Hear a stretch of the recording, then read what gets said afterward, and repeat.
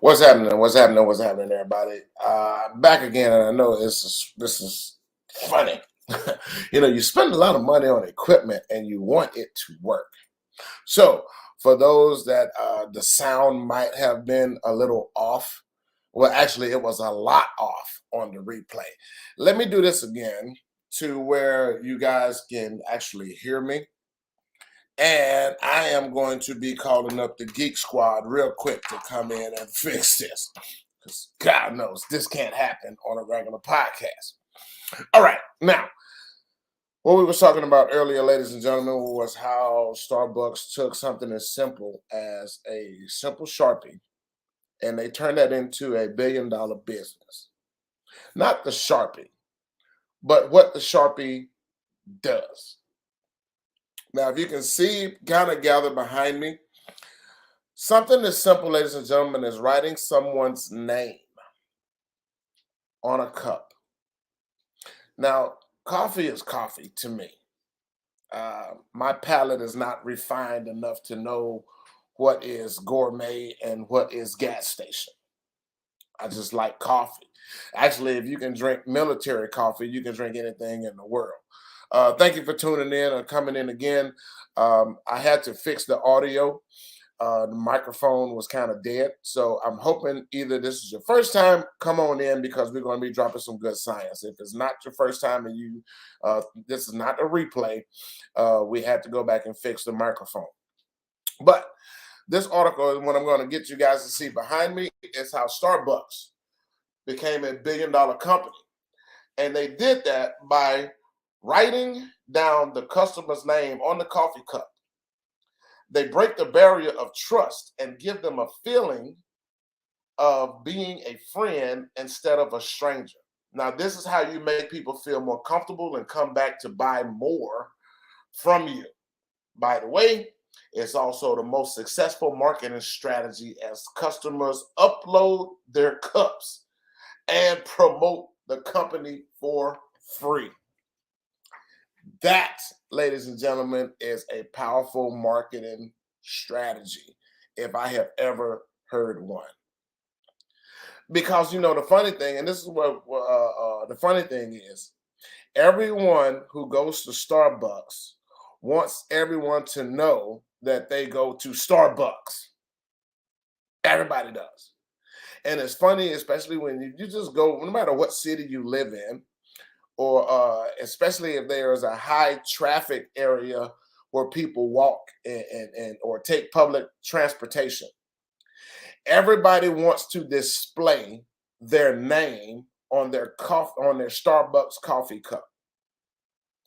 People do it unknowingly of what they're doing. You are one, promoting Starbucks for free, and two, you want everybody to know your name. That is something that's just human nature. We all do it. Be it you putting your name on the front of your windshield of your car or your truck, or even the back of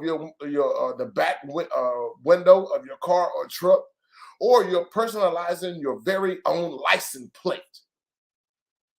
It's the craziest thing in the world because for a society that's solely on not wanting anybody to know their identity or spend tons of money on identity protection, we want everybody to know our name.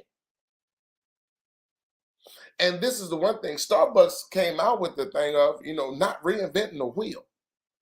You don't have to reinvent the wheel, ladies and gentlemen.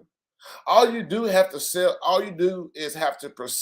the perception that you are better than everybody else and do something that nobody else is doing. Now, I can guarantee you, ladies and gentlemen, between Starbucks and Dunkin' Coffee, Dunkin' Donuts, you can't tell the difference between the two cups of coffee if they was just poured into a regular cup.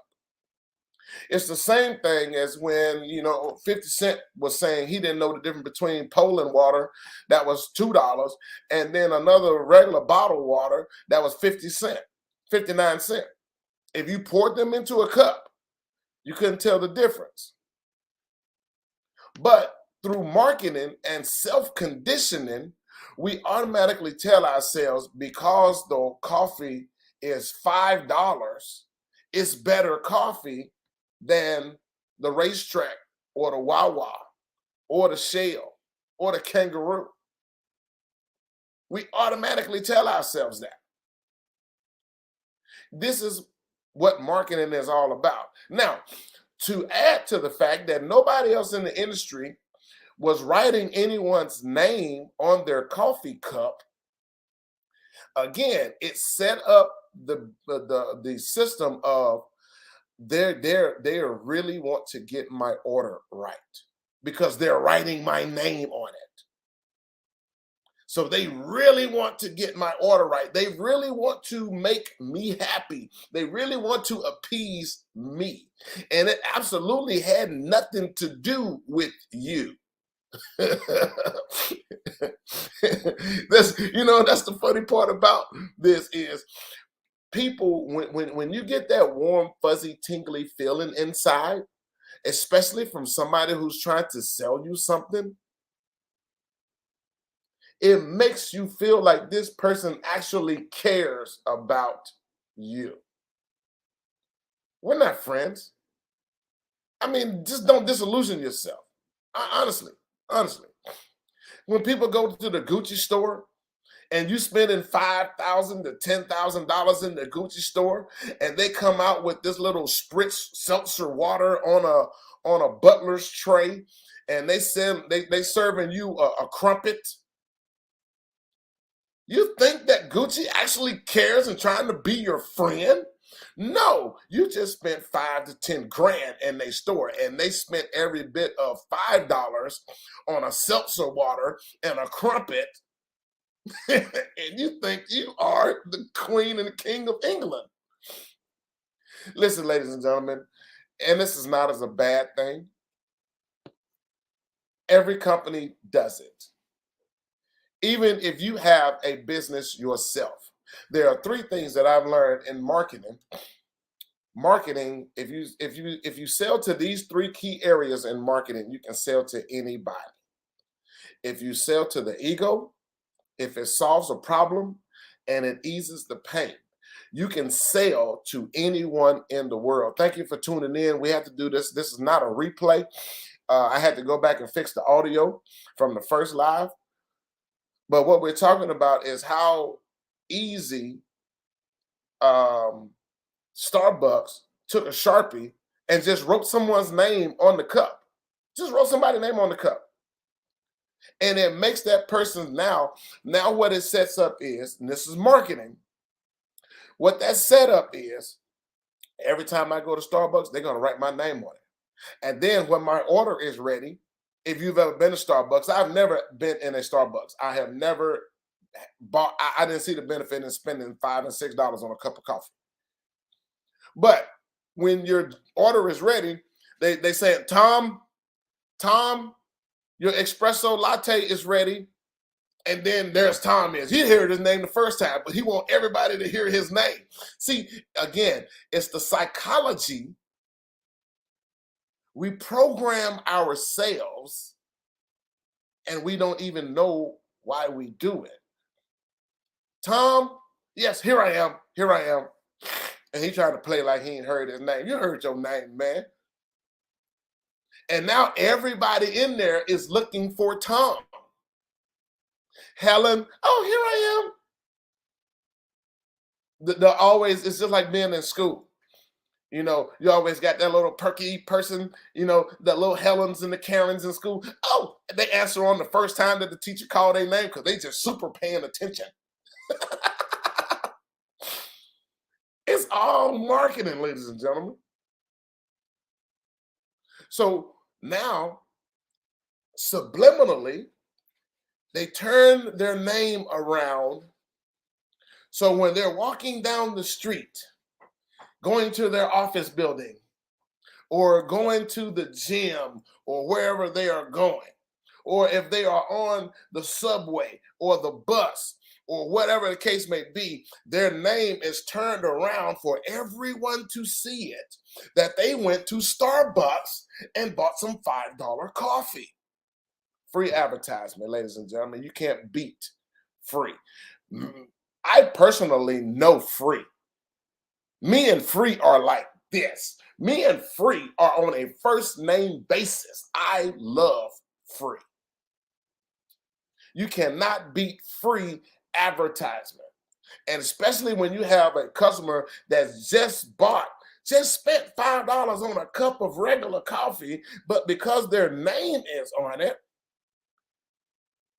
now it tells everyone else, I want to drink some $5 coffee from Starbucks and have my name put on the cup. And listen, think back, ladies and gentlemen, because these people are on your job. You know these exact people. They keep that same nasty germ collecting cup all day. Don't they? I mean, now they just spent $5 for a cup of Starbucks coffee. And then there's a coffee urn at the job in the break room. Nobody ever thought you spent $5 for that Starbucks coffee, but it's free coffee in the break room all day. All day. It's free coffee in the break room. Nobody ever said to themselves, I'm going to save $5 and I'm just going to drink the free coffee in the break room. You know why? Because you don't have a cup from Starbucks with your name on it. That's the part of the marketing that called selling to the ego. That's why in this business from social media marketing, people on social media marketing is studying the behavior of, or just marketing, period. Marketing is tied into psychology or sociology. It's more or less turned into the sociology part because it's the behavior of people that marketers study. If I understand the behavior of a person, and it gives me the ability to know why they make the moves that they make, I can sell them anything. And those three top categories, ladies and gentlemen, ego, pain, and problem, are the top three. If you don't have to take my word for it. Go and look and buy any marketing book. They're all going to tell you the exact same thing. Starbucks found a way to cater to the ego to sell $5 coffee. Smart water caters to the ego to justify you spending $4.99 on a bottle of water. A bottle. When you can go to Walmart and get the great value water, you can get a whole 48 pack for the same $4. Wow. It's all about ego, ladies and gentlemen, because if you have this smart water, yes, I'm really into my health. I'm smart. I'm smarter than Great Value. I'm smarter than Zephyr Hills. I'm smarter than distilled water. I'm smarter than regular old tap water. I am smart water. You can't even have a conversation with it. You can't ask it any questions. It can't tell you how it feels. It can't tell you if alkaline water hurt its feeling, but it's smart water because it's smart of you if you drink me, the smart water. All marketing, ladies and gentlemen. The same reason why they put all the colorful boxes of cereal down by your knees. That's not for you. That's for your children who are drawn to the colorful cereal boxes. That's why all them bland, ugly cereal is up at the top at eye level for the adults. The brand cereal. Who in the world eats Raisin Bran? Don't nobody eat Special K. That's not good cereal. Children want the colorful boxes. They want the Fruit Loops and the Frosted Flakes and the Lucky Charms. It's marketing 101. So, in closing, take a page from Starbucks. Take a page from Starbucks. Do what your competitors are not doing. to give you a edge in your industry. If nobody's writing the name down on cups in your industry, start writing names down on cups in your industry. Now, what's going to be said is, oh, they're trying to be like Starbucks. I can guarantee you, if you do that right now, if you have a coffee business, a coffee shop, wherever you are in the world, if you have a coffee shop and you start writing people's name on there, I guarantee somebody's going to tell you you're trying to be like Starbucks because Starbucks did it first. You know, what's the difference between a Dunkin' Donut, and a Krispy Kreme donut? You know what the difference is when that flashing sign pops up and says, when you know that sign is on, you know them donuts just came out their grease. Woo! Dunkin' Donut can't start doing that now because hey, Krispy Kreme did it first. That's what. Oh, ladies and gentlemen, it's all about creating the edge. Hey, I'm going to get out here because this is the second time that I've done this same exact video. But again, the first time we didn't have the audio correct. The mic did not pick up too well. But now you guys can thoroughly hear me. So I hope that you get a chance to hear this on the replay and check it out again. I am RD Muhammad from book RD Muhammad and Digital Target Marketing. I'll see you guys on the other side. Peace.